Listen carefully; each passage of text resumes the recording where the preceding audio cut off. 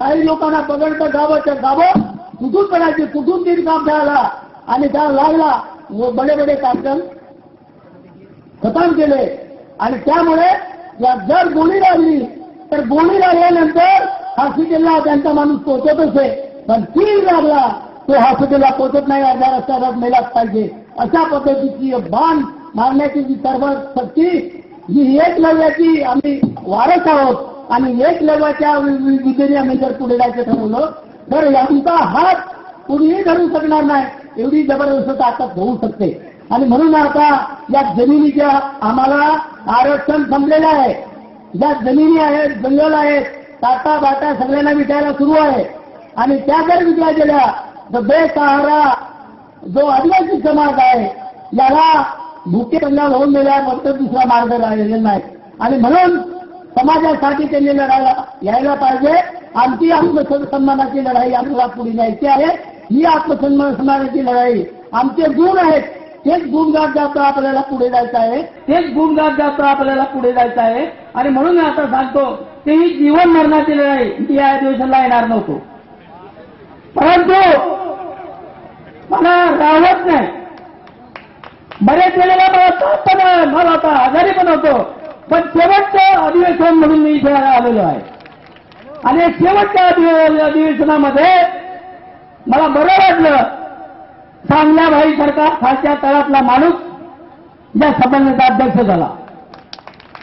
आणि या अध्यक्षाच्या रूपाने जुने निघत गेले पाहिजेत, नवीन येत राहिले पाहिजेत. पण नवीन येताना कोणी दिसत नाही, जे जुने आहेत तेच राहतात. नवीन कोणी यायला तयार नाही.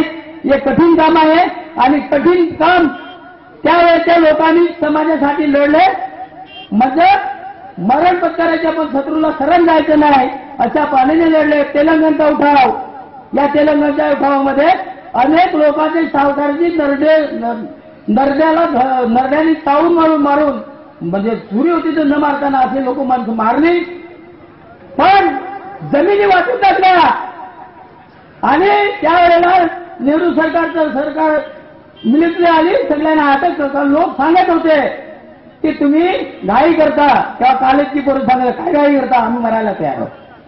पण ज्या वेळेला रिप्रेशन येतं त्यावेळेला अगदी जे हत्यासारखं वागणारे, बेडर रडणारे त्यांना गावात कोणी स्वीकारत नाही, अशी परिस्थिती या तेलंगणामध्ये अवलंबन झालेली आहे. तर देशात सगळीकडे उठाव झाले आणि या उठावाचा कारणीभूत आदिवासी आहे. आदिवासी हा लढ्याचा कणा आहे. आज तुम्हाला आम्ही सांगतो की आता आम्हाला विस्थापन, विकासाच्या नावाने विस्थापन, पाण्याच्या बाबतीत विस्थापन, सगळीकडे विस्थापन. म्हणजे आम्ही एकच माणूस 3-3, 4-4 वेळा विस्थापित होत आहोत. आम्हाला कधीही सहारा नाही. असं जीवन आज भारतातल्या आदिवासीवर येऊन ठेपलेलं आहे. भिक्षुक तुम्हाला माहिती आहे, या भिक्षुकामध्ये अनेक जमिनी विकलेल्या आहेत अमेरिका सरकारने. त्या जमिनीच्या बाबतीत हजारो कोटी डॉलर त्यांना मिळतो. आणि त्यांनी लक्ष्मण रेषा टाकलेली आहे की याच्या पलीकडे आला तर अमेरिकेनुसार कोणी गोळीच खावी लागेल. तर ही त्यांची लक्ष्मी रेषा, पण भारतामध्ये कुठलीही लक्ष्मी रेषा नाही. म्हणजे कोणीही यायचं ना कोणीही लुटायचं अशी जी पद्धती चाललेली आहे, याला तुम्हाला वाद देवीवाद सगळा चालतो, पण आदिवासी वाद कोणाला परवडत नाही. कारण काय, आदिवासी शोषण करू देत नाही. मार्क्स असला तर कमी अधिक प्रमाणात बाकीचे लोक वरचे असतात, त्यांनी सांगितलं म्हणजे बाकी जनता साफ. पण आम्ही एकदा पेटलो ना, एकदा उठलो, कोणाच्या बापाच्या आम्ही राहणार नाही, ही त्यांना भीती आहे. म्हणून तुम्हाला आदिवासींना एक होऊ देत नाही. आज सरकारी यंत्रणेमध्ये सुद्धा तेच आहे. सरकारने सांगावं अब्जावधी रुपये हे आदिवासीच्या विकासावर कोणी कोणी झाले जास्त, त्यांनी निकाल करावं. आम्हाला 10% मिळालेले आहेत, जे 90% खाल्लेले आहेत ते त्याने खाल्लेत. म्हणजे आदिवासीचा आम्हाला विकास करतो म्हणून आम्ही त्याला सुधारतो. म्हणजे सुधारतो नाही, आदिवासीचे आलेले पैसे खातो, अशा पद्धतीने हे आता चाललेलं आहे. आणि आता एवढा भ्रष्टाचार झालेला आहे तर जे बरेच अधिकाऱ्यांनी असे बघितलेले आहेत की आदिवासीकडे पण टक्केवारी मागतात, अमुक टक्के द्या तेव्हा तुमचा हे बाप्पास महामंडळाची पण तीच तर आहे. म्हणजे आम्ही जरी करायचं झालं तर आमच्याकडे पैसा पाहिजे आणि पैशाशिवाय याच्या पुढे काही चालणार नाही. तर पैशाच्या पलीकडे काय आपल्याकडे आहे, तर पैशाच्या पलीकडे आमची संघटित ताकद आहे. ही ताकद कुठल्या 20 रुपयेवाल्यांना झुकवल्याशिवाय राहणार नाही. अशा पद्धतीचा विचार आज आदिवासी एकता परिषद करीत आहे आणि म्हणून त्याच्या मागे आम्ही वर्षातून का असेल काय चाललं हे बघायला तरी आम्ही येतो. पण आता लक्षात ठेवलं पाहिजे, संस्कृती जपली पाहिजे. जे कोणी आता ते दिसण्यात आलेले आहेत, नवी आदिवासी विचार ठेवलेला आहे का? त्या तिथे ब्राह्मण बोलवायचा, सत्यानारायण करायच्या, आदिवासीच्या सत्यानाश करायच्या पूजेला रीतीने सगळे शिकलेले लोक हजर असतात. तर हे पण आपण बंद केलं पाहिजे की माझ्याच कार्यक्रमाला जाईल, मी उलट्या सुलट्या आदिवासीला नाचवणाऱ्या कार्यक्रमाला जाणार नाही, अशा पद्धतीची आदिवासी पण म्हणणाऱ्या लोकांनी शपथ घेतली पाहिजे. जे करीन त्या आदिवासीसाठी शोषणाला विरोध करणारा विचार करेल, त्याच्या मागे मी जाईल, कोणाच्याही मागे जाणार नाही, अशा पद्धतीचा ठाम विचार आता झाला पाहिजे. हा झाला नाही तर काही काळ आदिवासी एकता परिषद चालेल बंद पडेल. म्हणून आदिवासींना तुम्ही जाल जगून, आम्ही पण जाईल, सगळे जातील, पण पुढची पिढी या देशामध्ये आज अशी परिस्थिती येऊन ठेवलेली आहे तर जागतिकीकरणाच्या ज्या अमेरिकेमध्ये कापून आदिवासींची कत्तल केली, कापून संपवले. तुम्हाला कापून संपवायचं नाही, तुमचं भलं करतो, तुमचं कल्याण करतो आणि कल्याणासाठी आलेले पैसे आम्हीच खपतो. अशा पद्धतीचा जो विकास आहे हा आदिवासी विकास होऊ शकणार नाही आणि म्हणून सर्वांनी एकत्र आलं पाहिजे.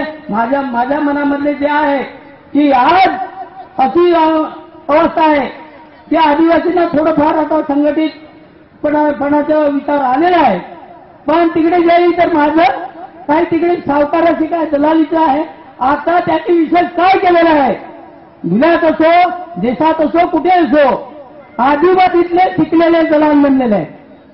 आदिवासीतले दलाल जे कुऱ्हाडीचा दांडा बोटात चाल अशा पद्धतीने काम करतात आणि म्हणतात काय तर आम्ही समाजाचं काम करतो. तर गावागावात जे कोणी दलाली करतील आदिवासीच्या जमिनीची त्याला गावात बंद करा, त्याला मारायचं पण काय गरज नाही, टहाल टाकून गावात भेसळ टाका, अशा पद्धतीने त्याला बंद करता येईल. म्हणजे आदिवासीच्या नावाने गडगंज संपत्ती कमवण्यासाठी गावाच्या गावं विकायला आता मुंबईच्या जवळ आम्ही आहोत. रोज मारामाऱ्या कुठे कुठे तुम्ही लावणार, म्हणजे एक दिवसही आपला सुखाचा मिळत नाही. आणि यासाठी आता एक फौज त्यांना अशी भीती वाटली पाहिजे त्यामध्ये रात्री गेलं आदिवासी कोणी असतील मारतील. आम्ही एकदा बाटली या लढाईमध्ये आम्ही उतरलो तेव्हा पोलीस म्हणतात हे आदिवासी हमारे गाव में हमारा, आम्ही काय करायचो. आता त्यांना हमारे गाव में हमारा राज म्हणजे आदिवासी सुशासन कायदा पोलिसांना माहित नाही आणि पोलीस माहित नाही, त्यामुळे ते असे बोलतात. आणि त्यांनी सांगितलं का ते आम्ही सांगितलं का त्या गावामध्ये आम्हाला जायला भीती वाटते. का भीती वाटते तर गेलं का पाया वगैरे ढेंगा वगैरे घेऊन पाठी लागतात, गावात यायला भीती वाटते.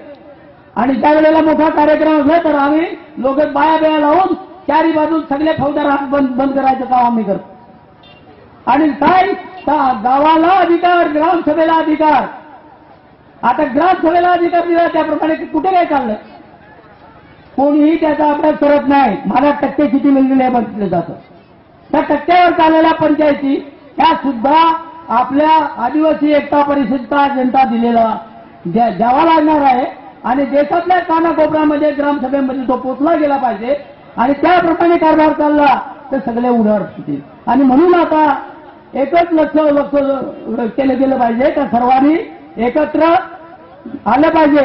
आणि ज्या वेळेला आम्ही म्हणतो की हे आमचाच माणूस एक कार्यकर्ता भेटतो ना त्याला सांगतो पोलीस अरे ते अतिरेकी आहेत, ते नक्षलाईट आहेत.